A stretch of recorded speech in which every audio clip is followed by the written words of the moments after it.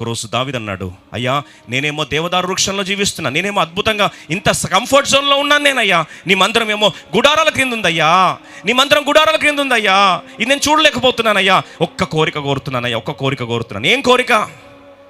ప్రభువా, నేను నీ ఇంటిని కడతాను. I want to build your house.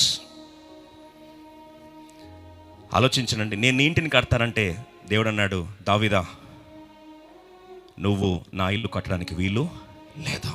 గుండె పగిలిపోదండి? గుండె పగిలిపోదా?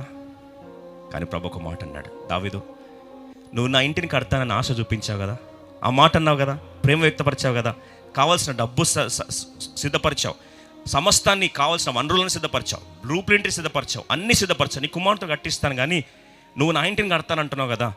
నేను ఒక మాట చెప్పనా?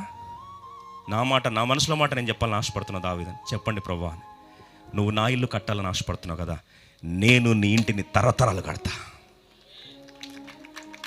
ప్రభువా, నీ ఇల్లు అంటే నాకు బ్రాండ్ అంటే, వెంటనే దేవుడు అన్నాడు, అలా అయితే దావీదుని నేనేం చేస్తా? బ్రాండ్గా మారుస్తా. David became a brand.